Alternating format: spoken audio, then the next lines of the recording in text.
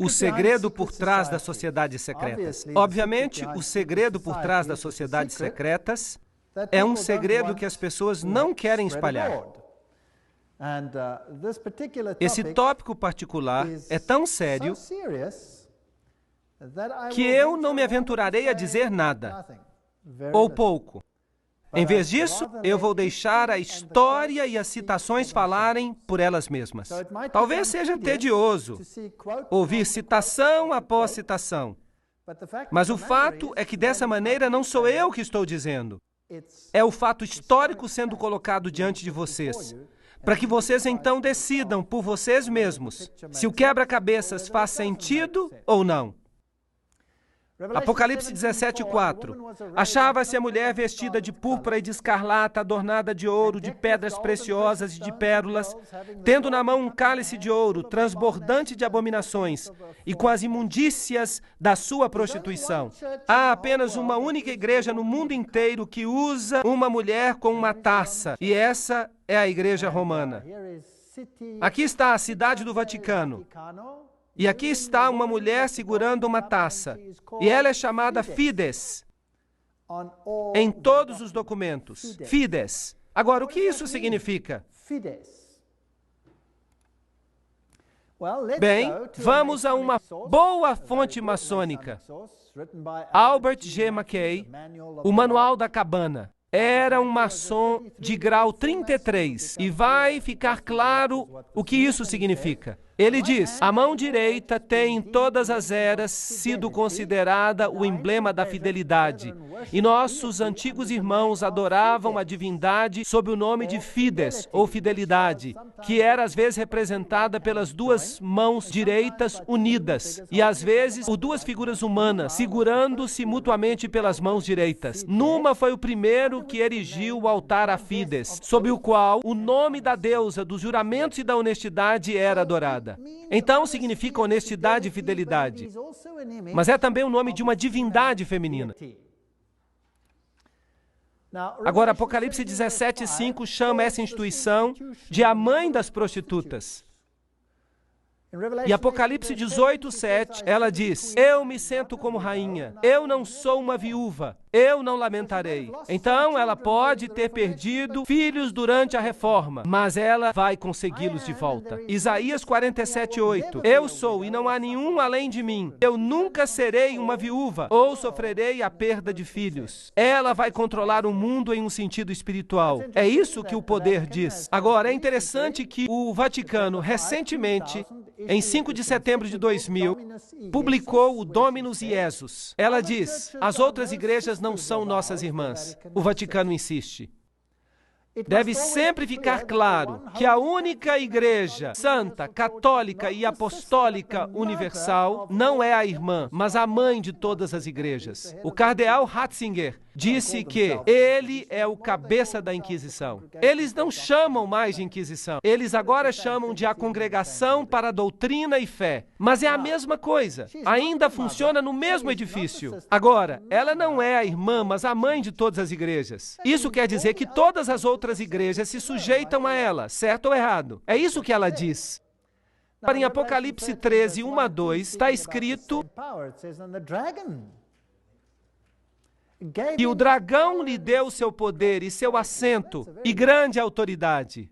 Que declaração! Uau! O dragão lhe deu poder? Em outras palavras, esse poder vem de outra fonte. Mas, será que o catolicismo não prega o cristianismo? Sim, ele prega. Será que ele não prega Jesus Cristo como Salvador do mundo? Sim, ele prega. Mas ele também prega a mediação através de outros mecanismos e através da igreja. Agora, é interessante que nas sociedades secretas há sempre duas doutrinas. Uma para os iniciados e outra para os goyim, os não iniciados. E os cavaleiros templários tinham duas doutrinas. Uma era a doutrina interna, oculta, esotérica. E a outra era a exotérica. Essa doutrina externa era o catolicismo. Por isso, as massas receberam uma religião que os internos viraram de ponta cabeça. Entre os internos do ocultismo, Lúcifer é o verdadeiro filho de Deus. Jesus é um segundo filho que foi derrotado pelo primeiro, que foi expulso. Portanto, Lúcifer é o verdadeiro luminário, o vencedor da batalha. E ele receberá adoração no final do tempo. Essa sempre foi a doutrina da Cabala. Sempre foi a doutrina do gnosticismo. Mas é claro, não é o que a Bíblia ensina. Mas então o catolicismo não ensina o que a Bíblia ensina. Apocalipse 17, 12 a 14 fala: os 10 chifres que viste são os 10 reis que ainda não receberam um reino, mas que por uma hora receberão autoridade como reis juntamente com a besta. Eles têm um propósito e darão seu poder e autoridade à besta. Eles farão guerra contra o Cordeiro. Mas o Cordeiro os vencerá, porque ele é o Senhor dos senhores, o Rei dos reis. E com ele estarão que são chamados escolhidos e fiéis. Agora, hoje, vamos tratar de todo o capítulo 17. Mas os reinos do mundo, aqui representados por estes 10, darão seu poder ao sistema, assim como na Idade Média, e aplicarão a doutrina ao mundo inteiro. Muito interessante. Isso será a besta que sai do abismo sem fim. Agora, Gary H.K., em seu livro A Rota para a Ocupação Global, escreve assim: as antigas religiões de mistério vêm de Babilônia. E elas eram panteístas, é claro. Isso significa que Deus está na natureza. Deus está em tudo. O que, de fato, nos faz deuses também. Isso foi inculcado na Cabala, tomado na era cristã pelo que é chamado de gnosticismo. E os cavaleiros templários eram o centro interior secreto que tinha o conhecimento antigo dos místicos. Isso foi levado até o Rosa Cruz, a maçonaria e os Illuminati, que, de acordo com Gary K., controla o marxismo, as sociedades secretas americanas e as sociedades políticas, o sistema bancário internacional e o Concílio Mundial de Igrejas. Agora, isso é muito estranho. Será que o Concílio Mundial de Igrejas é controlado pela maçonaria? Vamos examinar isso com detalhes. E é claro, temos ainda o movimento da Nova Era, as sociedades teosóficas, e todas essas coisas controladas pelo mecanismo para anular e esvaziar a doutrina da salvação em Cristo somente. Essa será a batalha final.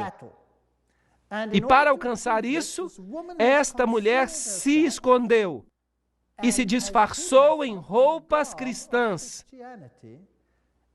E as pessoas recebem a doutrina Goyim e não sabem qual é a doutrina interna. Essa é completamente diferente. Bem, se lermos 1 Crônicas 16, 26, pois todos os deuses dos povos são ídolos, mas o Senhor fez os céus. Isso nos informa que a idolatria é algo que vem da terra. Nimrod, o Senhor do céu, Tamuz, o Messias pagão, e Semiramis, a rainha dos céus, todos esses têm a sua origem em Babilônia. E se você passa pelas religiões que foram propagadas no Líbano, na Fenícia, em Babilônia, na Síria, na Grécia, em Roma, no Egito, na Índia, na China, no México e na Escandinávia, você tem a mesma figura sob nomes diferentes. Baal, Tamuz, Astorá, El, Baco, Astarte, Belo, Tamuz, Reia, Istar, Nino, Hércules, Beltis, etc., etc. E no Egito, Ra, Osíris, Oris, Ísis, Hathor. E na Índia, Vishnu, Krishna, Isidevaki, e assim por diante.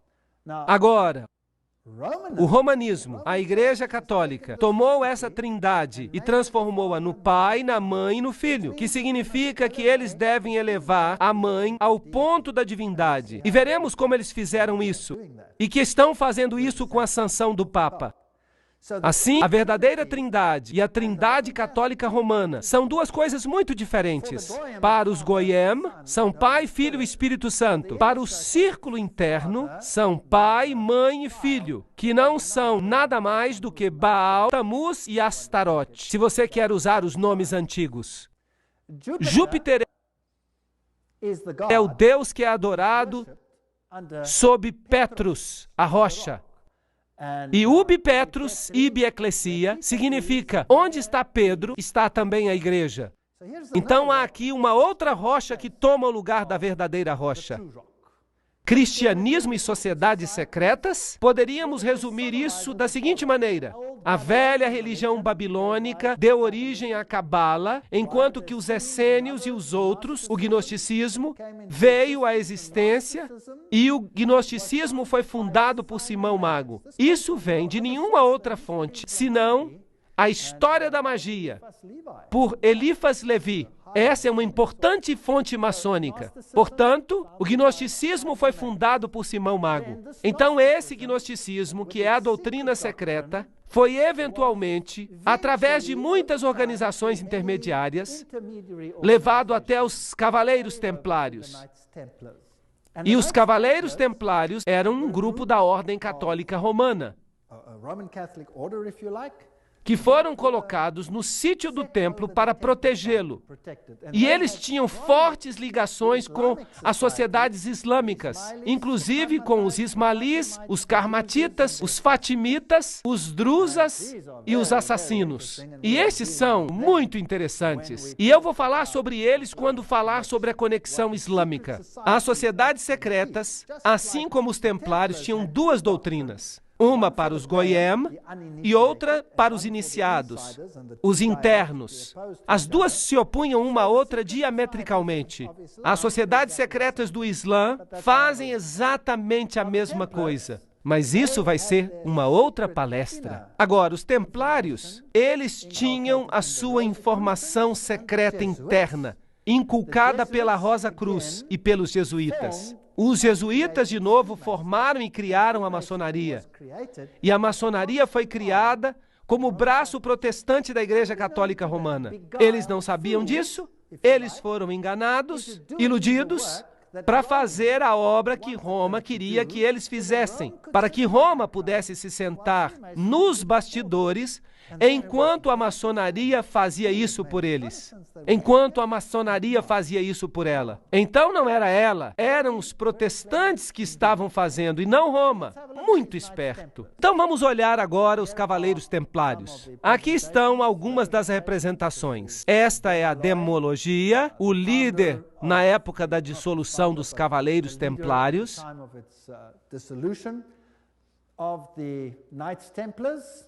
Era assim que se vestiam.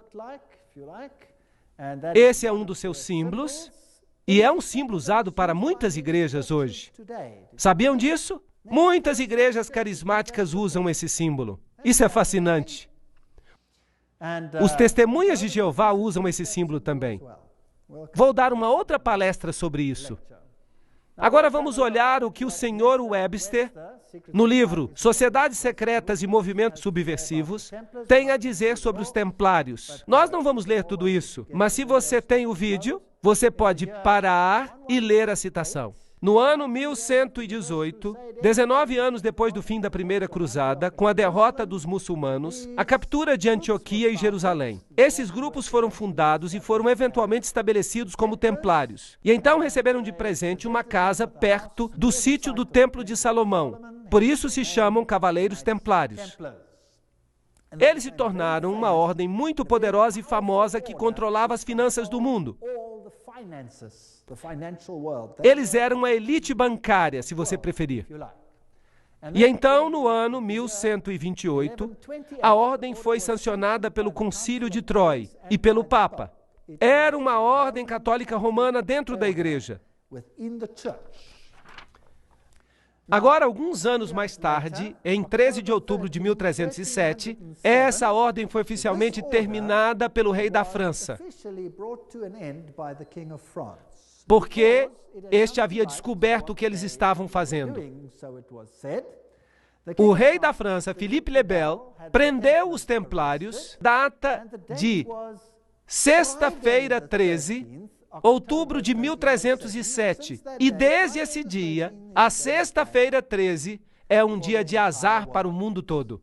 E as acusações feitas contra eles eram: a cerimônia da iniciação à ordem era acompanhada de insultos à cruz, a negação de Cristo e obscenidades grosseiras. Havia todo tipo de coisas. Lembrança de Sodoma, pois aconteceu lá a adoração de ídolo, que era considerada a imagem do Deus verdadeiro. E ali estava Bafomé, este símbolo aqui de uma divindade, macho e fêmea, andrógena. A omissão das palavras da consagração na missa. O direito que os chefes leigos se arrogavam de dar absolvição e a autorização do vício não natural. Então eles tinham que amaldiçoar a cruz, pisar em Jesus, jurar aliança a Bafomé e sancionar esse vício pouco comum.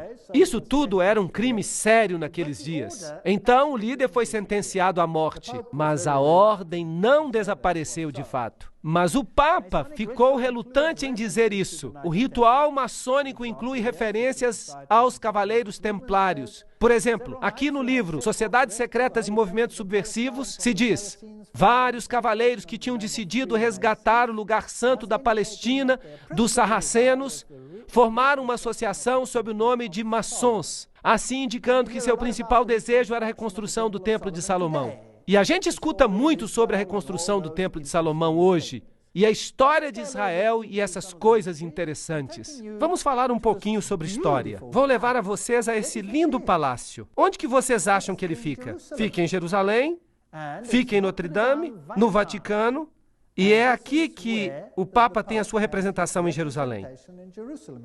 É um palácio para um rei. Ali está a bandeira do Vaticano e há ali uma ala inteira que tem alguns artefatos papais muito interessantes.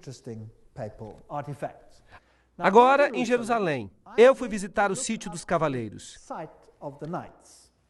Aqui está o Palácio dos Cavaleiros, o patriarcado latino, onde eles tinham originalmente um sítio e os cavaleiros do papado agora controlam esta área.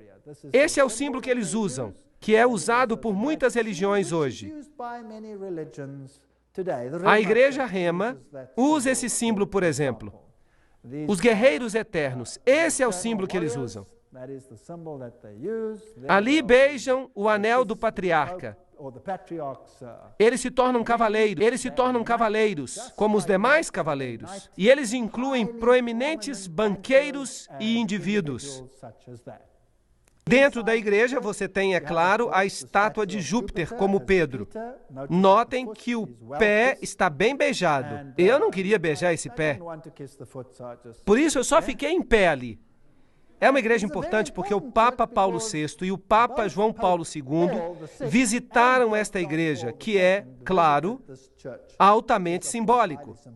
Ali estão as placas do patriarca latino.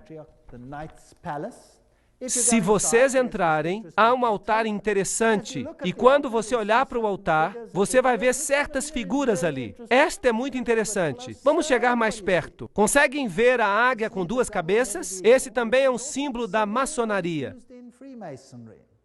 Ali está, sobre o altar dos cavaleiros. E o que existe ali desse lado? Duas espadas seguras como uma bússola. Fascinante. Há muitas figuras maçônicas aqui. As penas da cauda, a águia, tudo lembrança do que você tem, por exemplo, no verso da nota do dólar. E todos esses outros círculos interessantes com o triângulo e com o sol ao redor dele. Os herdeiros dessa variação templária são os jesuítas. Agora, os jesuítas, é claro, são aqueles que, por trás dos bastidores, controlam muitas coisas. Eles foram fundados no dia 15 de agosto de 1534. Foram fundados por Inácio Loyola e foram sancionados pelo Papa no dia 27 de setembro de 1540. Então, eles foram criados, por assim dizer, para enfrentar a reforma. Seu objetivo era destruir a reforma. Loyola queria que a ordem fosse a campeã da unidade católica e, é claro, da submissão ao vigário de Cristo, o Papa. Isso era absolutamente essencial. Aqui você tem a instituição da organização de Loyola pelo Papa. Nesse dia particular, E há algumas analogias interessantes que nós encontramos aqui. Aqui, por exemplo, há uma analogia considerável entre os graus maçônicos e os jesuíticos. Os jesuítas também pisam no sapato, carregam o joelho, porque Inácio Loyola assim se apresentou a Roma e pediu a confirmação da ordem. Agora, tudo que eu falo tem uma citação junto. E se alguém ficar chateado com alguma coisa que eu disser, então telefone para as pessoas que disseram isso e fique chateado com elas, certo? Então é isso que faziam e é isto que a maçonaria faz. Então você tem aqui uma ótima ligação. Portanto, quem existiu primeiro? Os maçons ou os jesuítas? Os jesuítas existiram primeiro, claro. Deveriam obedecer como que a um cadáver. As constituições repetem 500 vezes que se deve ver a Cristo na pessoa do general. E se Deus lhe der um cachorro como general, você precisa obedecê-lo como se ele fosse o próprio Cristo. Aqui está a estátua de Loyola, num retiro jesuíta, Loyola em visão, a Sociedade de Jesus constituída na Capela de Notre Dame, em 1534, agora a Capela do Sagrado Coração, em Paris, com muitas incrustações ocultistas. E aqui está o famoso juramento jesuíta que cada jesuíta faz quando ele se torna um jesuíta. Isso vai nos dizer algo sobre o caráter dos jesuítas. Ele diz, eu, e aqui você coloca o nome, na presença de Deus e de todos os santos, juro que Sua Santidade o Papa é o vice-regente de Cristo e é o verdadeiro e único líder da Igreja Católica, etc. Também diz aqui que este poder lhe foi dado pelo Salvador, Jesus Cristo, que dá ao Papa o poder de depor reis hereges, príncipes, estados, comunidades e governos. Tudo é ilegal sem a sua sagrada confirmação. Então ele pode destruí-los tranquilamente. Portanto, um jesuíta jura que se um governo não se sujeita a Roma, ele pode ser o quê? Destruído. Eu também declaro que eu ajudarei e assistirei e aconselharei a todos os agentes de Sua Santidade, no lugar onde eu estiver, e farei o máximo para acabar com os protestantes hereges e com as doutrinas liberais. As doutrinas liberais são doutrinas pelas quais você decide em que você quer crer. Você se atribui a liberdade de tomar a sua própria decisão, em vez de permitir que o Papa faça isso por você. E isso será destruído, e todos os poderes pretensiosos. E não importa onde você me envie no mundo, eu obedecerei. E eu prometo que eu não terei minha própria opinião. Eu obedecerei como um cadáver. E eu farei guerra, secreta ou abertamente, contra todos os hereges, protestantes e liberais, como me for ordenado, para destruir e exterminá-los à face da terra. Eu não pouparei nem idade, nem sexo, nem condição. Eu enforcarei, matarei, ferverei, tirarei a pele, estrangularei e enterrarei vivo estes terríveis hereges. Arrancar-lhes-ei os estômagos e os ventres de suas mulheres. Esmagarei as cabeças de seus filhos contra a parede, para aniquilar para sempre essa raça desprezível. Parece mesmo uma promessa cristã, concordam? Uma promessa muito cristã. Será que eles fizeram isso? Bem, eles esmagaram as cabeças das crianças valdenses contra as rochas para fazerem com que seus pais se arrependessem. No Império Otomano, e essa é uma história interessante, na Sérvia, eles pegavam as crianças, eles as jogavam no ar e eles as amparavam com suas baionetas. Não eram pessoas boas. Agora, você pode dizer que era o Islã, que não eram os jesuítas. Podemos debater isso. Falaremos sobre isso em outro momento. E o juramento diz que se eles não puderem fazer isso abertamente, eles farão em segredo. É isso que um jesuíta jura.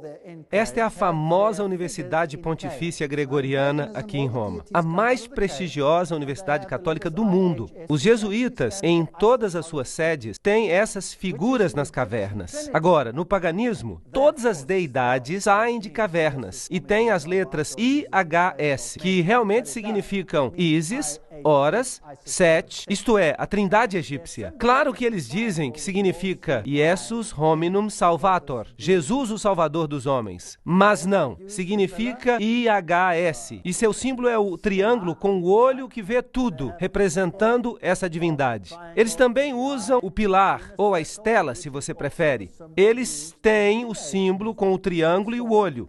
o círculo interior, que é também o símbolo usado no movimento da Nova Era. Nós já vimos que Gary K. diz que a maçonaria controla o movimento da Nova Era e que os jesuítas controlam a maçonaria, ou a criaram. Esta é a Universidade dos Jesuítas em Praga.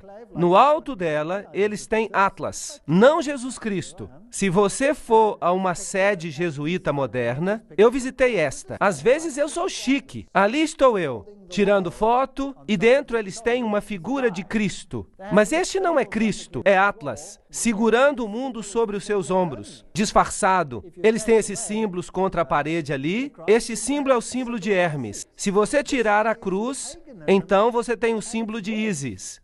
Temos aqui símbolos pagãos. Esses símbolos estão ali desde que foi construído, etc, etc. Ali, simbolismo, Maria. O M é o M maçônico. O triângulo, Réia, a deusa. Aqui está uma igreja na Alemanha, uma catedral. Dentro você vê esse círculo com uma cruz nele. As espadas cruzadas. Tudo usado pela maçonaria. Agora, se voltarmos até a antiga Síria, essa era uma cruz proeminente, uma cruz maltesa, vem do antigo paganismo. Eles têm o símbolo das estrelas aqui, duas estrelas, uma sobre a outra, e duas cruzes, uma sobre a outra. Eles têm o compasso com uma lua, um símbolo com uma estrela nele, que é o símbolo que o Islã usa, por exemplo. Eles têm o calendário solar e a tríplice coroa. Tudo isso é usado pelo papado. As cruzes de cabeça para baixo representam a vitória de Cristo. Martelos e compassos e foices são símbolos que prevalecem no mundo. Ali está Jesus, em pé sobre o crânio e os ossos cruzados, que é o símbolo de Júpiter, o deus Júpiter, que é Lúcifer. De novo, cruzes de cabeça para baixo. Esta é uma catedral muito importante na Alemanha. Se você for lá, você vai encontrar Janos de duas cabeças. E então você vai ver essa assim chamada estátua de Davi, mas claro que não é Davi. É o deus Pan, porque ele tem a flauta de Pan na mão. E Davi não tinha a flauta de Pan. Então eu tentei encontrar o lado negro de Pan, porque há o lado claro e há o lado negro. E eu encontrei. Aqui está, esse com cascos, na mesma catedral. Eles escondem o seu simbolismo oculto. E se você entrar e logo na entrada, você descobre isso aqui. Este é o deus Anubis, que não tem nada que ver com o cristianismo. Ali está ele de novo. Mas agora você tem a fênix, que se ergue das próprias cinzas. E você tem o símbolo de Júpiter e um monte de outros símbolos. Aqui e do lado da capela, você tem todos os símbolos do zodíaco, servindo a várias divindades como Marte, Aquário, etc. E a maçaneta é um yin e yang. Isso não tem nada a ver com o cristianismo. Eles usam o símbolo do compasso e Júpiter e o símbolo Quirro e o símbolo PX aqui, que você encontra em virtualmente cada denominação cristã sobre a face da terra, a fênix se levantando das cinzas, o pavão, todos símbolos de Lúcifer. Aqui você tem o PX com um círculo com um ponto nele. E você diz para você mesmo, mas este não é um símbolo cristão? Não, este é um símbolo de Horus.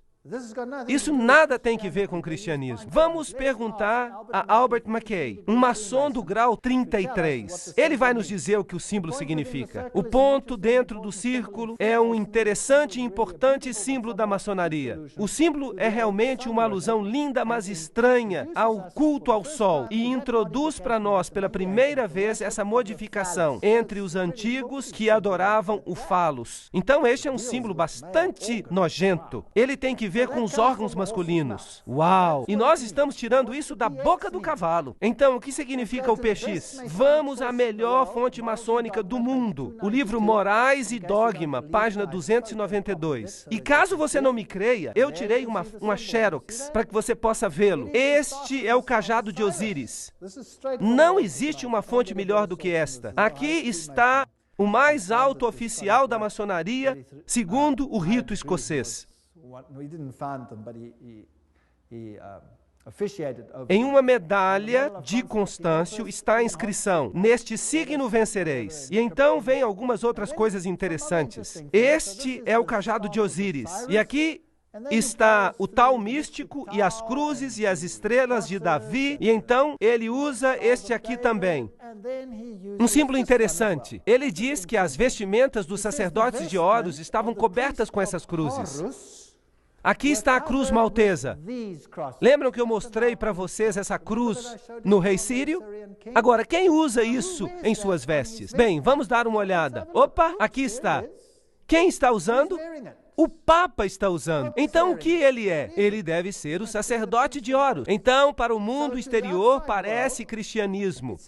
Mas para o círculo interior, é ocultismo. No chão da Catedral de Londres, você tem o Triskele, que é um yin-yang tríplice. Bem, o que isso significa? A versão céltica do yin-yang. É isso que é. O Triskele, o mar, amuleto, uma deusa céltica de sabedoria e bruxaria que foi entronizada na Revolução Francesa. Só que ele está perguntando. A deusa da razão, bruxaria, razão, tudo é a mesma deusa. No chão da mesma catedral, você encontra o tal místico. O que o tal místico representa? Vamos perguntar a outro maçom. Ward diz, é o símbolo do lado masculino e criativo da divindade. De novo, uma conotação sexual. O que isso está fazendo no chão de uma catedral? Então, os jesuítas são os herdeiros da religião oculta, e eles controlam o mundo através de seus agentes. Eles ficam nos bastidores, criam suborganizações, e todo mundo pensa que eles não estão ativos. Mas vamos perguntar a eles mesmos no que eles creem. Aqui está a história dos generais das Sociedades de Jesus. Esses são todos generais, começando com Inácio de Loyola. Estão todos listados aqui. Não temos que falar sobre todos eles. Eles vêm até o presente. Essa lista vai até o general que governa o nosso tempo. Peter Hans Kolvenbach. Um nome bastante alemão. É interessante que os alemães são muito prominentes nisso. Peter Hans Kolvenbach é o cabeça dos jesuítas. O cardeal Ratzinger, outro alemão, é o cabeça da Inquisição. Eles parecem estar bem no controle. E com o que ele se parece? Está ele, Peter Hans Kolvenbach. Você está olhando para, provavelmente, um dos homens mais poderosos do mundo hoje, se não o mais poderoso. Ele é o Papa Preto. Aqui você tem esta caverna de Loyola, aqui você tem George W. Bush e o Papa em audiência um com o outro, e eles não fazem nada por acaso. Eles estão exatamente debaixo desta figura que eu mostrei para vocês, onde Loyola recebe sua comissão do Papa. Agora, a cerimônia de investidura e o juramento extremo dos jesuítas em um cartão de catálogo. Aqui está. Você aprendeu a planejar cuidadosamente as sementes da inveja e do ódio entre as comunidades, províncias e estados que estavam em paz, e a levá-los às obras de sangue, a envolvê-los em guerras uns com os outros e a criar revoluções e guerras civis nos países que são independentes e prósperos, cultivando as artes e as ciências e desfrutando das bênçãos da paz, a ficar dos lados dos combatentes e agir secretamente em comum com seu irmão jesuíta, que pode estar engajado do outro lado, mas abertamente se opor àquilo que você pode querer, de modo que a igreja possa ser a vencedora no final, nas condições fixadas nos tratados por paz e que os fins justificam os meios. Uau! Isso é a ciência de Hegel. Dois pontos de vista opostos, o pensamento dialético, você faz guerra um com o outro e você os esfrega uns contra os outros até que nada sobra. Isso é chamado tese e antítese. E o conflito resultante traz a síntese. Note que o jesuíta pode estar bem ativo de um lado, mas ele pode também estar muito ativo do outro lado. Então este é o processo que eles usam para conseguir as coisas. A Guerra dos 30 anos. Agora, sobre o que foi essa guerra? O objetivo, o alvo, era a guerra se tornasse uma guerra de aniquilação. Além disso, era possível para eles permitir que a paz fosse concluída com países, com governos rebeldes que tinham imposto uma lei que dizia que os jesuítas não mais deveriam mostrar a cara. Vocês sabiam que os jesuítas foram expulsos de virtualmente todos os países, inclusive dos países católicos, porque eles eram tão decisivos? Os reis católicos não podiam expulsá-los. Se um rei católico ousasse expulsar um jesuíta, aquele país era destruído. Católico ou não? E os jesuítas voltaram. Você pode ver isso na sua nota de dólar. Então, a responsabilidade tremenda por essa terrível guerra de 30 anos deve repousar sobre o imperador Ferdinando II e seus professores, governantes e amigos do peito, os filhos de Loyola. Tudo que eu estou dizendo são citações do livro Papado, um inimigo da liberdade civil e religiosa. Em 1550, o Papa Júlio III declarou a sua exigência de poder temporal político universal, evidenciada por esta nova moeda que ele cunhou. O seu lema dizia: a nação e o reino que não me servir perecerá. Notem que isto é uma declaração católica romana, que a nação e o reino que não servir ao papado perecerá. O que isso tem que ver com os países protestantes? Será que eles vão ficar em apuros? Sim ou não? Eu digo que sim, eles vão ficar em apuros. Tomás de Aquino, o grande filósofo da Igreja Católica Romana, disse: o Papa, por direito divino, tem poder temporal e espiritual como Rei Supremo do mundo. O Papa de Roma, como cabeça do governo papal, tem soberania absoluta e supremacia sobre todos os governos da terra. Todas essas citações são muito poderosas.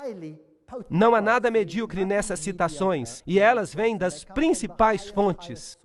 O direito de depor reis é inerente à soberania suprema do Papa, como vice-regentes de Cristo, exercendo domínio sobre as nações. O cardeal Henry Manning, em 1892, era o arcebispo de Westminster. Portanto, ele está no controle de todas as nações do mundo. Agora, é interessante que a Bíblia nos fala que essas palavras foram colocadas na cruz de Cristo. Jesus de Nazaré, Rei dos Judeus. Você pode ler isso em João 19:19. Mas no crucifixo católico romano estão as palavras INRI escritas. Mas se você olhar no dicionário Webster, significa Jesus Nazareno, Rei dos Judeus. Mas no juramento extremo dos jesuítas, significa algo totalmente diferente. Significam Justum necare reges impios, que significa, é justo exterminar ou aniquilar os reis ímpios ou hereges, governadores, governantes. Esse é um ponto interessante. Agora, uma outra coisa que eles querem fazer é destruir o protestantismo. Nós acalentamos no fundo de nossos corações este princípio, que qualquer coisa que não nos unir deve ser destruída. E nós estamos prontos para fazer isso. Então, logo nós tenhamos os meios para, com todas as energias, aplicar esses princípios. O protestantismo já está em decadência, está afundando e perecendo. Sim, nosso destino é contribuir para a sua última agonia, marchar contra esse esqueleto quebrado e espalhar os ossos. Oh, que nós nos apressemos na dissolução com os nossos esforços fortes e unidos. E então eles escreveram: o protestantismo está se tornando decomposto, está caindo aos pedaços. Nós estamos começando a ganhar os seus homens mais importantes. Isso faz parte do plano secreto. Estes são os piores dos católicos, os inquisidores, os jesuítas. Eles são simplesmente o exército romano pela soberania terrestre do mundo no futuro, quando o pontífice de Roma será o imperador. Será como um feudalismo universal e eles serão os mestres. Isso está sendo planejado. Isso é o que representa. Eles talvez nem acreditem em Deus. Do livro Os Irmãos Karamazov. Tudo isso são citações. O general dos jesuítas insiste em ser o mestre, o soberano dos soberanos. Onde quer que os jesuítas entrem, eles serão os mestres, custe o que custar. Sua sociedade é, por natureza, ditatorial e, portanto, ela é o inimigo irreconciliável de toda autoridade constituída. Do livro 50 anos da Igreja de Roma, escrito pelo padre Chiniquy. O próprio Inácio Loyola diz: o poder do general será sem limites. Tudo o que ele achar necessário para honrar a Deus, ele terá mesmo poder de mandar voltar ou mandar em outras direções aqueles que vêm diretamente dos papas. Então, esta é uma ordem poderosa. Friedrich von Hardenberg disse: nunca antes na história do mundo houve uma sociedade assim. O próprio Senado romano não fazia tramas para dominar o mundo com grande certeza de sucesso. Eles querem o domínio mundial com um Papa entronizado como único governante. Lafayette, um católico romano, disse: é minha opinião que se as liberdades deste país, os Estados Unidos da América, forem destruídas, elas o serão pela sutileza dos sacerdotes jesuítas católicos romanos, pois eles são muito perigosos, são inimigos da liberdade civil e religiosa. Foram eles que começaram a maioria das guerras da Europa. Aqui nós temos gente importante falando. Morse, o inventor do código Morse, ele disse: e quem são esses agentes? Eles são, na maior parte, jesuítas. Uma ordem eclesiástica proverbial no mundo por sua duplicidade e total falta de escrúpulos morais. Uma ordem tão habilidosa nas artes do engano que mesmo nos países católicos, na própria Itália, essa ordem se tornou intolerável e todas as pessoas querem eliminá-la. Esse é outro homem importante. O arquiduque Maximiliano Francis disse: eles penetraram tão insidiosamente nas cortes e nas intrigas dos estados que eles devem, com justiça, ser reprovados por tentarem alcançar o domínio mundial. E nós podíamos continuar aqui, mas esta é uma citação importante. Aqui está Michelangelo Tamburini, o general dos jesuítas, falando ao Duque de Brancas: meu senhor, desta sala eu governo não apenas Paris, mas China. Não apenas a China, mas o mundo inteiro, sem ninguém ficar sabendo que eu governo. Interessante. É isso que os próprios jesuítas dizem.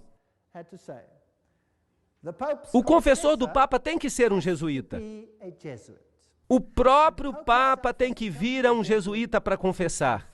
E tudo que eu estou falando são citações. Esta aqui é de João Batista Janssens. Ele governou de 1946 a 1964. Ele parece um elegante cavalheiro, muito alegre.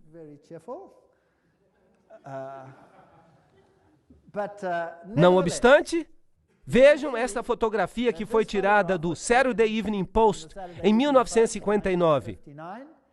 E aqui está o que ele comanda. E nós vamos falar dessas coisas na próxima palestra. Ele controla as seguintes sociedades secretas: a Ordem Militar Soberana dos Cavaleiros de Malta. Então é ele quem manda nos Cavaleiros de Malta. A loja maçônica Shriners, segundo o rito escocês. A Ordem dos Illuminati. Os Cavaleiros de Colombo. Os Cavaleiros da Ku Klux Klan.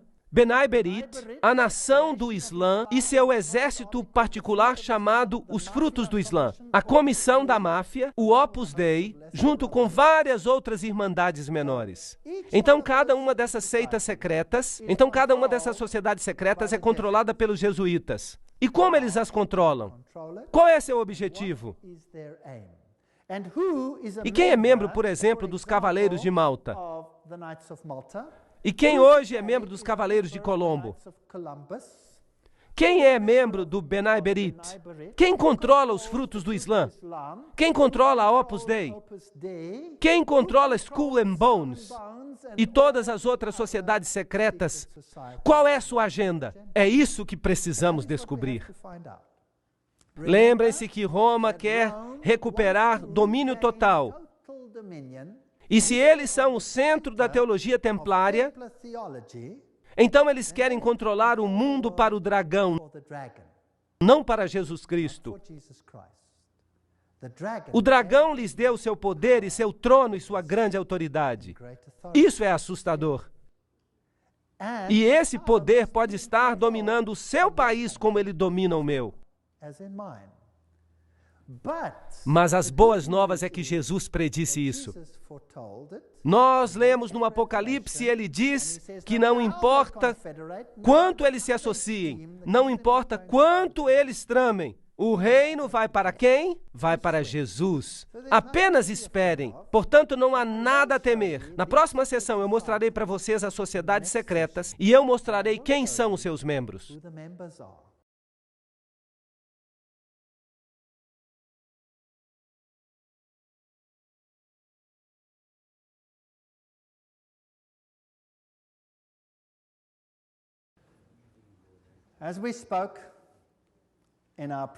Como falamos na sessão anterior, este é João Batista Jansen, um dos maiores generais da Sociedade de Jesus.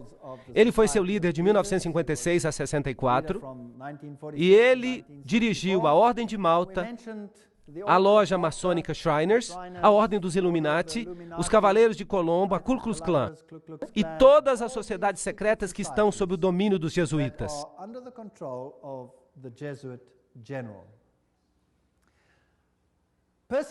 A perseguição à Igreja Católica na Alemanha foi dirigida apenas contra os elementos que não se submeteram inteiramente à centralização crescente da autoridade na Igreja e no Estado.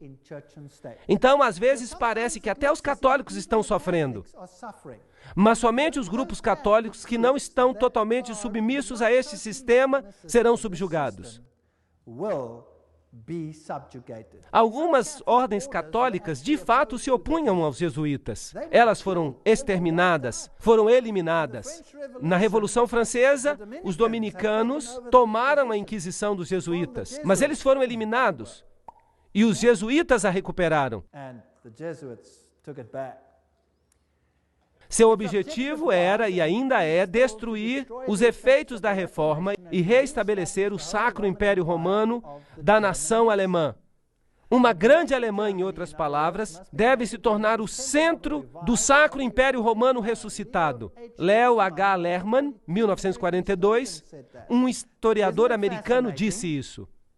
É fascinante que o presidente da Rússia, ou um presidente da Rússia, melhor dizendo, e muitos líderes políticos receberam a garantia que a Alemanha desempenhará um papel importante na nova Europa de hoje. Não é também fascinante que foi um padre jesuíta, o padre Stempfel, e não Hitler, que escreveu Minha Luta? De fato, você pode lê-lo, próprio livro Minha Luta. Agora, a SS usava este símbolo do crânio e dos ossos cruzados. Que isso era símbolo? Vocês se lembram? Era o símbolo de Júpiter, o deus da morte. Era também o símbolo de Osíris, que era o deus da morte. Anubis era simplesmente uma outra forma de Osíris. Ele era o deus da morte. Ele é o deus dos mortos. Mas Jesus disse, eu sou o Deus dos vivos. Eu não sou o Deus dos mortos, eu prefiro servir ao Deus dos vivos. A SS foi organizada por Himmler, de acordo com os princípios da Ordem dos Jesuítas. Os serviços e exercícios espirituais prescritos por Inácio de Loyola constituíram um modelo que Himmler tentou cuidadosamente copiar. A obediência absoluta era a regra suprema. Toda a ordem tinha que ser executada sem hesitação. Cada comentário que eu estou lendo vem de uma fonte confiável. De novo, naquele ótimo livro, Grande Conflito, nós lemos sobre os jesuítas. Por toda a cristandade, o protestantismo foi ameaçado por inimigos formidáveis. Os primeiros triunfos da reforma no passado fizeram com que Roma reunisse novas forças, na esperança de realizar a sua destruição. Nessa época, a Ordem dos Jesuítas foi criada. Notem o que esta citação está dizendo. O poder mais cruel e inescrupuloso de todos os campeões do Papa. Eles se separam de todo o laço terrestre, de todo o interesse humano, estão mortos para a afeição natural, para a razão, para a consciência, inteiramente silenciados, não conhecem nenhuma restrição, a não ser as da sua ordem, e nenhuma obrigação, a não ser estender o seu poder. Nós não precisamos ler a citação toda. Percebemos que o que eles queriam era destruir o protestantismo. A Ordem dos Jesuítas, portanto, representa a corporificação de um sistema que busca domínio político e temporal. E sobre o mundo inteiro. Você pode me dizer, a China não se sujeitará? Bem, nós já lemos uma citação pelo general jesuíta em que ele disse que ele controla a China. Quem controla o comunismo? Os jesuítas o criaram. E, portanto, eles o controlam. Eles praticaram isso na América do Sul. Eles praticaram e o instituíram ali. Muito interessante. Este é o Conde von Hohenbroich. Em 1911, um nobre alemão e ex-jesuíta que diz essa mesma coisa. Qual é o objetivo, então, dos jesuítas? De acordo com eles só buscam a maior glória de Deus. Mas se você fizer um exame, você vai descobrir que o seu objetivo é o domínio mundial. São eles que dominam o mundo. Uma citação após a outra. Além disso, o Papa tem milhares de agentes secretos no mundo inteiro. Eles incluem os jesuítas e os Cavaleiros de Colombo, os Cavaleiros de Malta, Opus Dei e outros. O Serviço Secreto do Vaticano e seus agentes de campo não ficam em segundo lugar para ninguém. Mesmo Dave Hunt, o historiador batista americano, diz isso. Então vamos dar uma olhada em algumas dessas instituições. Vamos começar pela maçonaria. O livro The Grand Design Exposed diz: a verdade é, os jesuítas de Roma aperfeiçoaram a maçonaria para que ela se tornasse a mais eficiente e magnífica ferramenta, realizando seus propósitos entre os protestantes. Agora, certamente os membros da maçonaria devem eles mesmos estar enganados. Se eles vissem isso, eles não fariam isso, certo? Bem, de fato, a ordem está sendo usada. E eles mesmos estão sendo enganados. E só nos altos escalões da hierarquia da ordem, os escolhidos é que sabem. E eles são controlados pelos jesuítas de Roma. Muito esperto, para obrigar o protestantismo a fazer o que você não pode fazer abertamente, porque o próprio protestantismo disse que você é o anticristo. Então, tudo isso é interessante. Este é um castelo templário e uma igreja na ilha de Maiorca, na Espanha, e ali, de novo, você tem a águia de cabeça dupla, e você pode ir a qualquer igreja naquela ilha, e você vai ver a águia de cabeça dupla nos altares dessas igrejas. Como eu já disse, Adam Weishaupt foi o fundador do jacobinismo, e ele é também o fundador dos Illuminati. De uma faculdade jesuíta em Ingolstadt, saiu uma seita conhecida como os Illuminati da Bavária, fundada por Adam Weishaupt. Seu fundador nominal, contudo, parece ter desempenhado um papel subordinado, embora conspícuo na organização da seita. Vejam vocês, eles usam fachadas. Agora, aqui estão dois generais jesuítas. Este é o general Ritchie e este é o general Ledochowski. E muito interessante, este aqui, 1773 a 1814, governou durante a supressão da ordem. Agora, notem que foi o próprio Vaticano que suprimiu os jesuítas de 1773 a 1814. O que aconteceu com o Vaticano naquela época? Ele recebeu a ferida mortal, foi levado para o exílio e morreu. Não está certo? Então, quem deu a ferida mortal ao papado? Foi a própria ordem da igreja. Foi uma luta pelo poder. E ele criou nessa época os Illuminati. Foram criados por Weishaupt. E é claro, ele é também o pai do comunismo moderno. Ele que com os jacobinos realizou a Revolução Francesa. Anos depois, o general jesuíta Ledochowski, com os seus bolcheviques, dirigiu a Revolução Russa em 1917. A mesma coisa que tinha acontecido com a outra revolução. Depois eu falarei sobre isso quando eu der uma palestra sobre as revoluções e as guerras e os ditadores, mais tarde na série. A maior autoridade francesa nos jesuítas, Edmond Paris, disse: a Revolução Russa, pela eliminação do czar, protetor da Igreja Ortodoxa, não decapitou o grande rival e ajudou a penetração da Igreja Romana?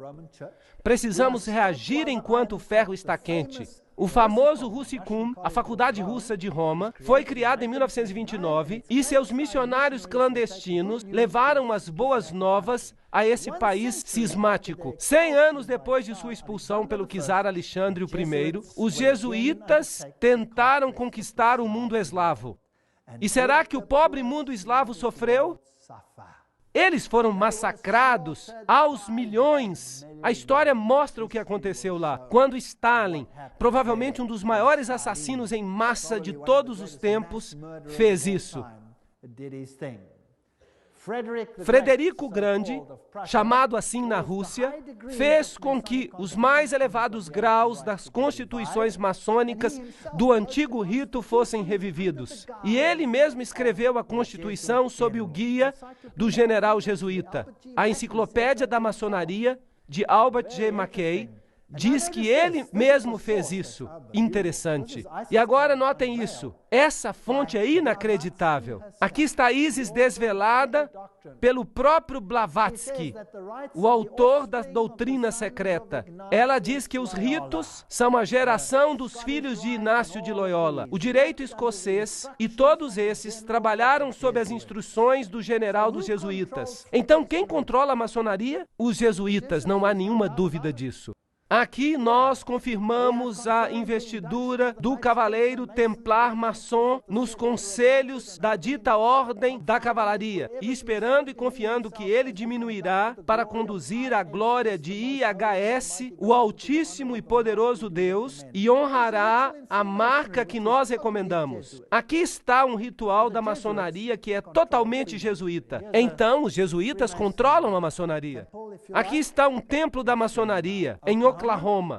Aí está IHS. Este é o templo da maçonaria. É uma loja. Aí está IHS nela. Ainda velhas senhoras, homens e mulheres nesse país que lhes dirão com solenidade sinistra que se você vir a história da maçonaria através de suas ordens, você chegará à cabeça maçônica do mundo. Você descobrirá que esse indivíduo horrendo e o chefe da Sociedade de Jesus são uma e a mesma pessoa. James Patron, historiador americano. Há muitas pessoas que dizem essas coisas. Os Cavaleiros de Malta, os maçons estão na linha de frente, enquanto os jesuítas e os Cavaleiros de Malta estão nos bastidores. Os jesuítas controlam até os Cavaleiros de Malta. Quem são eles? Bem, o seu quartel-general fica em Roma. Esses cavaleiros costumavam ficar numa ilha, e eles costumavam ser uma ordem militar. Bem, eles ainda são uma ordem militar. Eles são cavaleiros. Eles controlam o sistema bancário do mundo, a indústria dos complexos militares do mundo. Eles supervisionam o banco Chase Manhattan, com todas as suas filiais. Eles governam todos os serviços secretos, a KGB, a CIA, todas essas coisas procuram restaurar a idade das trevas. Tudo que eu estou dizendo é citação. Eu não estou falando nada de mim. Não me acuse de dizer nada. Eu só estou lendo. Quem são eles? Bem, aqui está o cabeça dos Cavaleiros de Malta nos Estados Unidos. Bem, agora ele está morto. Este é Francis Joseph, o cardeal Spellman, cardeal de Nova York. E o seu quartel-general é a Catedral de São Patrício, a Diocese de Nova York. Ali há vários. Aqui está o cardeal Terence Cook. Ali está o cardeal O'Connor. E, correntemente, o cardeal arcebispo de Nova York, Edward M. Egan. Agora vamos dar uma olhada nos membros dos Cavaleiros de Malta. Isso vai ser interessante. Alguns do passado e alguns do presente. O general Alavena, George Anderson, James Jesus, Angleton, Roberto Alejos Arçu, Andrew Bertie, Bobst, Charles Joseph Bonaparte. Esse nome lhe diz alguma coisa? Príncipe Valério Borghese, Dr. Barry Bartley, Nicholas Brady, Pat Buchanan. Esse nome lhe diz alguma coisa? James Buckley, Prescott Bush Jr. Esse nome lhe diz alguma coisa? Frank Capra, William Casey. Esse nome lhe diz alguma coisa? CIA, Gustavo Cisneros, o cardeal Terence Cook, Gerald Coughlin, Garta Deloach, Giscard d'Estaing. Esse nome lhe diz alguma coisa? Presidente da França, Bill Donovan, Alan Dulles, Avery Dulles, Edward Egan. Esse é claro, o próprio cardinal. Franz Egon, John Farrell, Flanagan, Flynn, Galley, Gallen, Gorman, Grace, General Alexander Hay. Esse nome lhe diz alguma coisa? Otto von Habsburg, uau! Conrad Hilton, Heinrich Himmler, ele era um dos Cavaleiros de Malta. J. Edgar Hoover, JBI, homem da CIA, Joseph Kennedy, Ted Kennedy, Larkin, Lerman, Lorenzo, Lute, Henry Lute, fundador de todas as grandes revistas, da Time Magazine e de todas elas, grande magnata da publicação, George MacDonald Manhattan. Vejam os nomes, todos eles, O'Neill, Ortiz, Franz von Papen. o legado que trabalhou com Adolf Hitler, Perón, Roca. A lista continua. Frank Shakespeare, Martin Shea, até mesmo Frank Sinatra era um cavaleiro de Malta. Então, são homens proeminentes que fazem parte dos Cavaleiros de Malta. E os Cavaleiros de Colombo? O fundador dos Cavaleiros de Colombo é o padre Michael McGivney. Ele viveu por pouco tempo, então ele morreu. Morreu muito jovem, aos 38 anos de idade. Ali está o emblema. E este é o seu site oficial. Você pode entrar nele e olhar. E você vai descobrir coisas fascinantes. O que é isso? Oi! Você se lembra do que é isso? Um feixe de varas que você já viu na Revolução Francesa e bem ali no Manifesto dos Direitos Humanos. O que ele é? Fásquia. E há uma garlândia ao redor dela. O que isso significa? Todo o poder pertence a um homem. Quem será esse homem? Quem os Cavaleiros de Colombo, fundados por um sacerdote católico romano, querem ver no poder? O próprio Papa. Os Cavaleiros de Colombo, fundados em New Haven, Connecticut, em 1882, já são considerados fortes, com 300 mil. Somente católicos romanos podem entrar. A iniciação ao serviço ocorre em 4 graus. Trata-se do coração e da alma da política. Você não pode entrar na política se você não tem o selo de aprovação desses camaradas.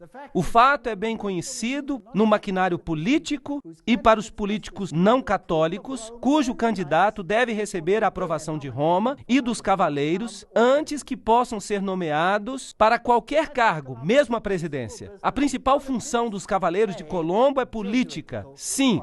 Política Jesuítica, livro Uma Ameaça à Nação, de Jeremias J. Crowley. Isso foi uma citação. Essas são acusações sérias. Ali estão eles com sua fásquia. Isso vai se tornar cada vez mais claro à medida que continuarmos. E vocês percebem aonde nós estamos chegando. Pois hoje Roma considera, escutem isso, pois hoje Roma considera o regime fascista como sendo o mais próximo dos dogmas e de seu interesse. Nós não apenas temos o reverendo jesuíta Padre Coughlin elogiando Mussolini na Itália como uma democracia cristã, mas sua revista oficial, que é o Civiltà Católica, esta é a revista oficial dos jesuítas, ela diz, e este é o órgão vital dos jesuítas, ela diz: o fascismo é o regime que mais corresponde aos conceitos da Igreja de Roma. Isso é assustador.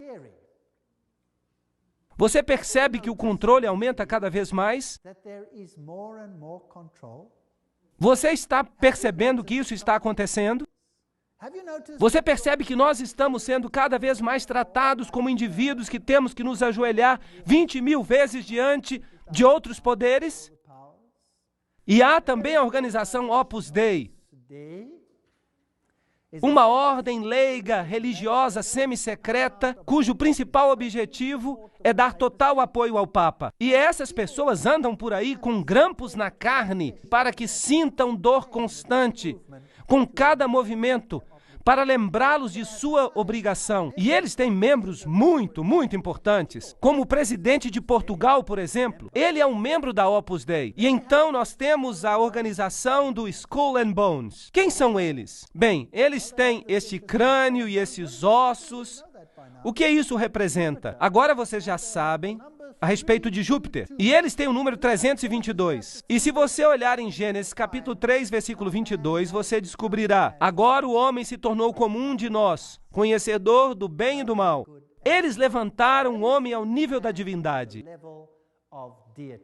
Aqui está a Universidade de Yale. Este é o lugar onde estão. Agora vamos consultar uma das maiores autoridades sobre Skull and Bones. Trata-se de Anthony Sutton. Vamos perguntar para ele quem ele é. Educado nas universidades de Londres, Göttingen e Califórnia, antigo pesquisador da instituição Hoover, da Universidade de Stanford, bem como professor de economia na Universidade do Estado da Califórnia. Ele teve a audácia de falar e escrever um livro, e isso foi muito custoso para ele. Mas, não obstante, vamos citá-lo. Aqui está o livro, Anthony Sutton, O Estabelecimento Secreto da América, uma introdução à ordem dos Skull and Bones. Então, para que não seja eu falando, vamos citá-lo. Skull and Bones. Pronto, é Bush. Bush ganhou a eleição.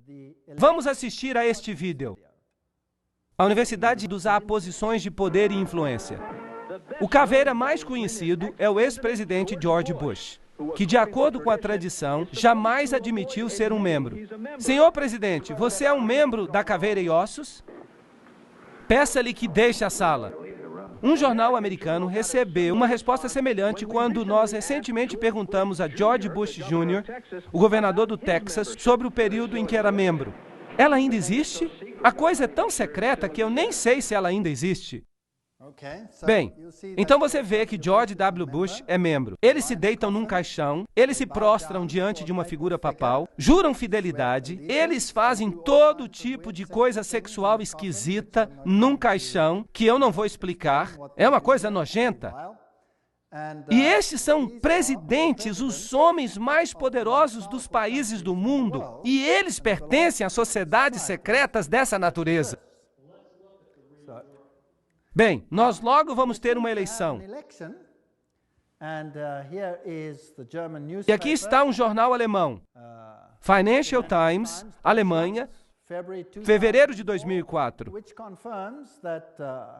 Ele confirma que Kerry, o líder da oposição, que vai concorrer contra George W. Bush, também é membro da Caveira e Ossos.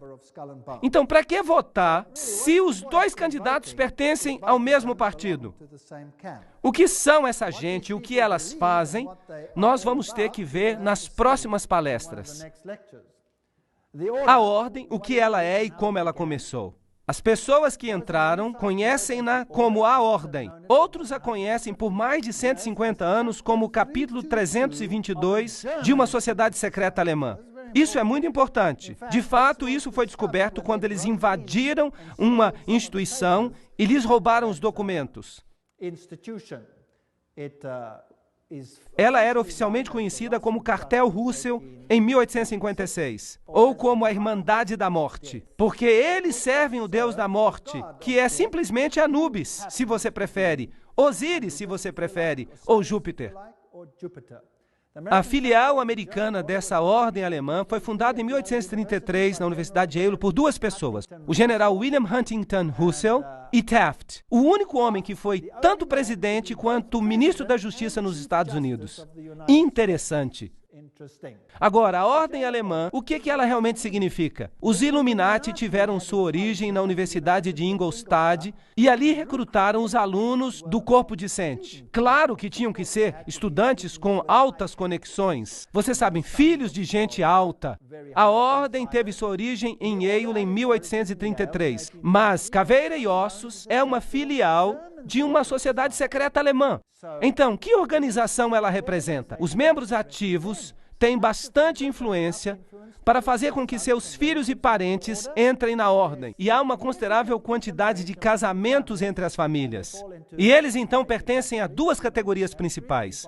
Pertencem à velha linha de famílias americanas e pertencem às famílias que têm grande riqueza. Quando um novo membro é iniciado na ordem, disse que hoje à noite ele morrerá para o mundo e nascerá para a ordem. Assim ele se referirá a ela. A ordem é um mundo em si mesmo, no qual nós temos um novo nome e 14 novos irmãos de sangue, também com novos nomes. Agora, há também uma filial britânica que foi estabelecida em Oxford, na faculdade de All Souls. E a filial britânica é chamada o Grupo. Então, a Caveira e Ossos não é apenas um. Você tem um grupo americano e um grupo europeu também. Então, o grupo se conecta com a filial judaica através dos Rothschilds, o círculo interior. E essa, então, é uma organização secreta mundial que tem os indivíduos mais elevados na indústria, no governo, em todos os aspectos da vida.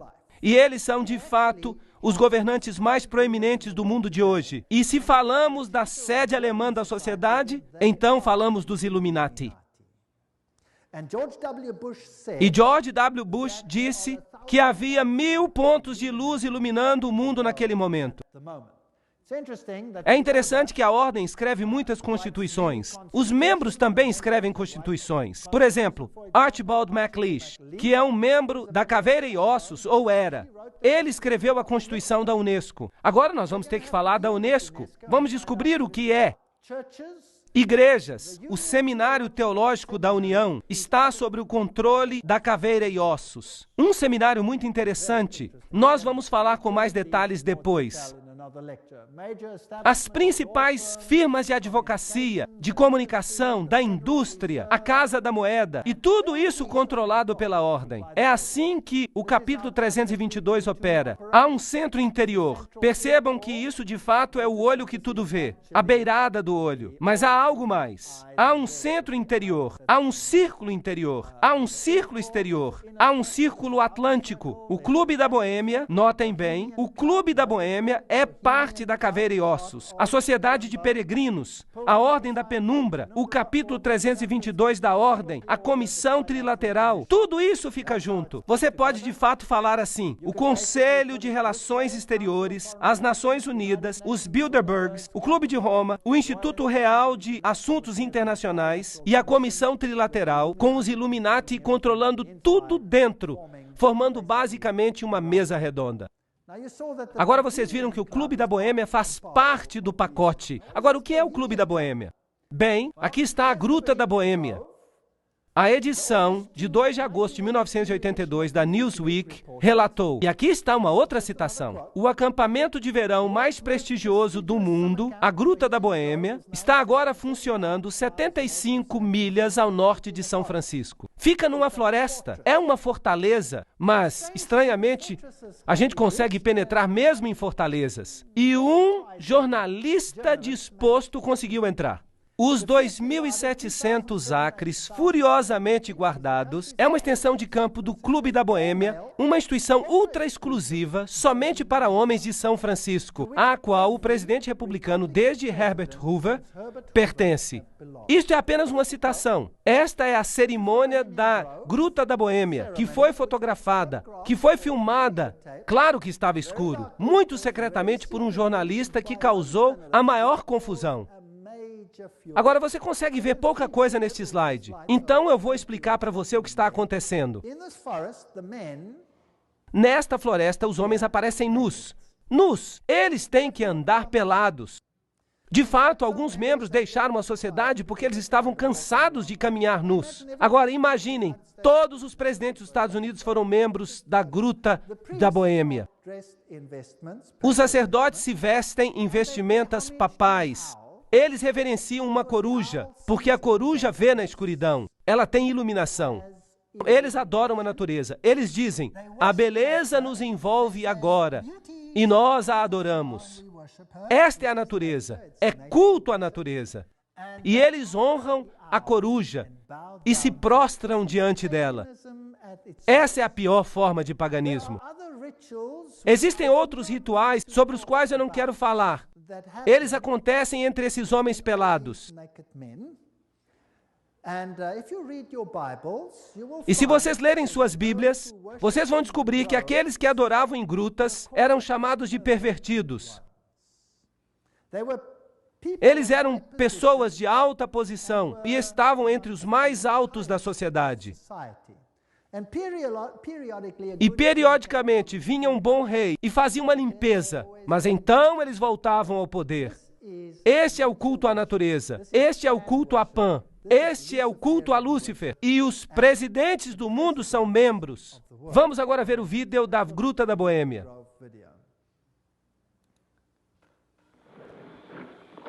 Ali estão as vestimentas papais, a coruja nesse templo de folhas. Que todos dentro da gruta o reverenciem, que ergam as cabeças, as árvores, e sejam levantadas para sempre. Pois eis que aqui está o templo da Boêmia, as santas colunas desta casa. Ali está a coruja. Oh, a beleza é eterna, e nós nos prostramos diante da beleza eterna. Pois nós buscamos uma felicidade duradoura, e ela nos envolve agora. A grande natureza, o refúgio do coração cansado.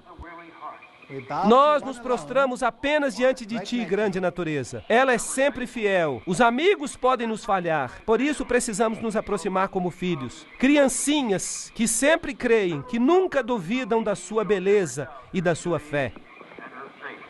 Sacerdotes da Boêmia, o nosso fogo funeral aguarda o seu cuidado. Príncipes de toda a sabedoria mortal, Coruja da Boêmia, nós te imploramos, concede-nos o teu conselho. Coruja da Boêmia, concede-nos o teu conselho.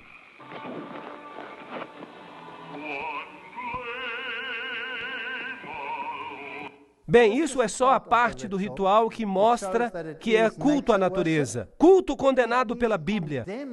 E, contudo, quem são os membros? Vamos continuar.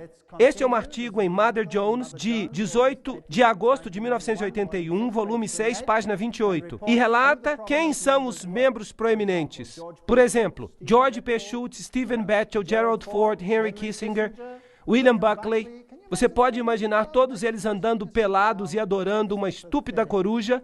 Isso não é patético?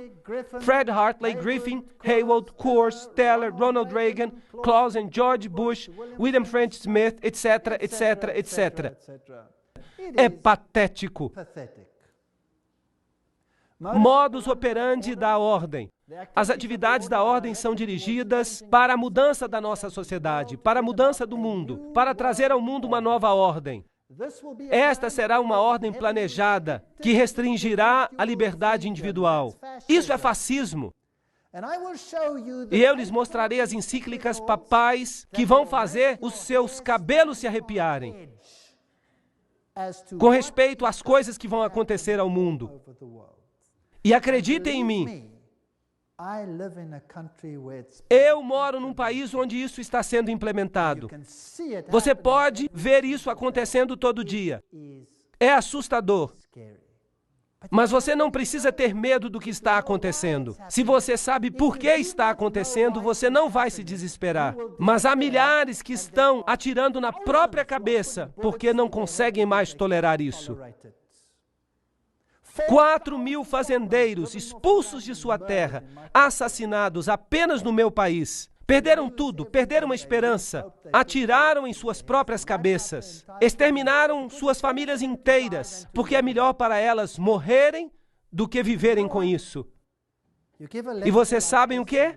Você dá uma palestra como esta e você mostra o que está nos bastidores e você sabe o que acontece? Eles se enchem de esperança, porque eles percebem que não é uma coisa que eles não compreendem.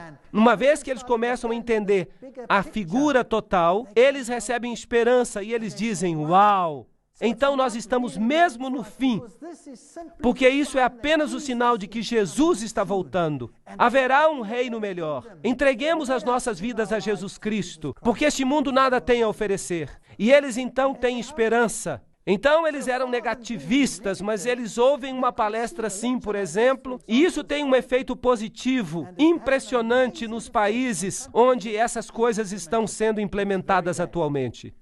Nenhuma constituição vai proteger você contra isso. Eles controlam a educação. Eu mostrarei isso a você nas próximas palestras. Controlam o dinheiro, a lei, a política, a economia, a história, a psicologia, a filantropia, a medicina, a religião, a mídia. Nada escapa ao seu controle. E lembrem-se, eles não pertencem nem à esquerda nem à direita. Eles controlam os partidos da direita e os partidos da esquerda. Controlam os dois, é o princípio de Hegel. É a lógica de Hegel. Lembrem-se que tanto Marx quanto Hitler, os extremos de esquerda e direita, são apresentados como inimigos, mas eles evolveram do mesmo sistema filosófico, o sistema de Hegel. Eu estou citando um dos principais pesquisadores deste campo. Isso nos faz gritar de angústia intelectual por causa dos marxistas e dos nazistas. Lembram-se que os jesuítas nos disseram que eles devem servir de um lado e de outro? Lembram disso? Que eles devem criar conflito dos dois lados? O conflito dos opostos é essencial para causar a mudança. Isso eles querem. Hoje, esse processo pode ser identificado na literatura da Comissão Trilateral, na qual a mudança é promovida e a administração do conflito. Você já ouviu essa frase antes?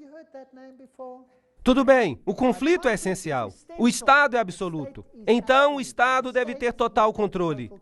Isso significa que as pessoas devem abrir mão dos seus direitos para o Estado. Vocês estão vendo isso acontecer nos Estados Unidos atualmente? Claro que sim. Então, o Estado pede completa obediência. Um indivíduo não existe para si mesmo, nesses assim chamados sistemas orgânicos, mas somente para desempenhar um papel na operação do Estado. É isso que acontece também sob o nazismo. Tanto Hegel quanto Kant são filósofos por trás desse sistema. E eu fico atordoado. Eu estava na Europa há 4 semanas, na Alemanha, e os líderes, o presidente da Alemanha, eles saíram e colocaram garlândias em frente das tumbas dessas pessoas e disseram: sua filosofia tornou uma nova Europa possível. Eles os honraram. Que coisa terrível. Eu quase digo satânica. Essa é a filosofia. O princípio dos Illuminati de que o fim justifica os meios é também o princípio do grupo e da ordem, que é a caveira e ossos. Isso significa que você pode fazer qualquer coisa, não importa quão prejudicial, desde que você alcance o seu objetivo. Há um círculo externo, um círculo interno, um círculo central. Tudo isso, o Conselho das Relações Exteriores está no círculo externo. A Comissão Trilateral, é claro. A Comissão Trilateral foi fundada por David Rockefeller. Ela tem 200 membros no mundo todo. A Operação Bundy, ativismo para uma nova ordem global. George W. Bush, que era membro da Caveira e Ossos. Lembram-se? Ele diz: é uma grande ideia, uma nova ordem mundial, na qual diversas nações se aproximam numa causa comum. Somente os Estados Unidos têm tanto a importância moral e os meios para apoiá-la. E então, vocês acham que eles estão tentando fazer com que todos os países do mundo formem um sistema? Sim ou não? Vocês acham que é possível que eles estão dando o seu poder à mulher que está montada sobre eles? Quem é que parece controlá-los? Os jesuítas. E a quem, dizem os jesuítas, devem o poder pertencer? Ao Papa. Não está certo? Tudo bem. E quem vocês acham que quer uma nova ordem mundial mais do que qualquer outra pessoa? O Papa. Isso não é interessante? Bem, aqui está ele. A nova ordem internacional por causa da paz. Quando? 3 de janeiro de 2004. Foi o seu discurso de novo ano, dedicado a pedir a implementação de uma nova ordem mundial.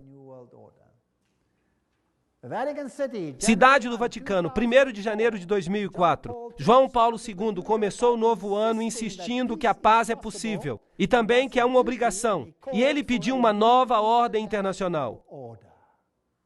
CNN, o que você tem a dizer? O Papa pede uma nova ordem mundial. Quinta-feira, 1º de janeiro de 2004. Cidade do Vaticano. O Papa João Paulo II falou no novo ano, na quinta-feira, com um chamado de renovação para a paz no Oriente Médio e na África, e a criação de uma nova ordem mundial baseada no respeito pela dignidade do homem e a igualdade entre as nações. O que ele disse? Neste ano, o Papa João Paulo II dirigiu seus pensamentos para os conflitos que acontecem ao redor do mundo. Mas ele enfatizou que vai trazer paz, que precisa haver um novo respeito pela lei internacional e a criação de uma nova ordem internacional baseada nos objetivos das Nações Unidas. Ele pede uma ordem que seja capaz de arranjar uma solução adequada para os problemas de hoje, baseando-se na dignidade do ser humano, isto é, nos direitos humanos. Em um desenvolvimento integral da sociedade, na solidariedade entre as nações, ricas e pobres, na partilha dos recursos e nos extraordinários resultados do progresso científico e técnico. Vocês sabem, partilha de recursos, vocês já ouviram isso antes? Bem, há uma outra palavra para isso. Se chama redistribuição de riqueza. Vocês já ouviram isso antes? Deixem-me redefinir isso para você. Redistribuir as riquezas significa pegar a riqueza de quem tem e dá-la a quem não tem. Isso é correto? Agora, se você faz isso, que nações do mundo serão mais atingidas? As nações católicas ou as protestantes? As nações protestantes são as nações ricas. Por toda parte você pode fazer uma linha. Agora eu vou mostrar para vocês nas próximas palestras que há encíclicas que definem como a redistribuição deve ocorrer. E como ela está acontecendo, e o que a encíclica diz que vai ocorrer, já está acontecendo no meu país sem o governo levantar um dedo sequer. Ela é definida pela necessidade, como você verá. Agora, há uma outra palavra para tirar o que pertence a um e dar a outra pessoa. É chamada roubo. Roubo. Não furtarás, diz a Bíblia. Mas o Papa em Roma diz, furtarás. Ele diz isso literalmente. Eu vou mostrar para vocês na encíclica. Você vai ficar abismado. Essa nova ordem mundial vai ser um acontecimento tremendo. Eu não quero fazer parte dela. Felizmente o meu Deus diz,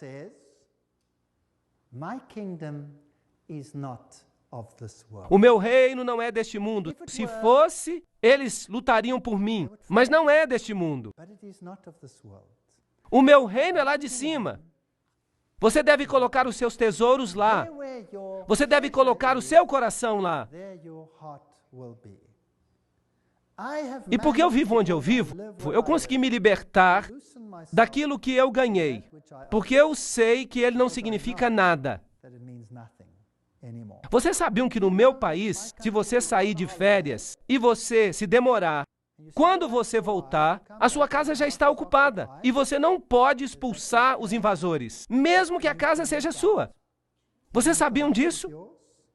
Porque eles necessitam, portanto, eles têm o direito de invadir, mesmo que não seja deles. Isso não é piada, isso é fato. É assustador, mas quem se importa?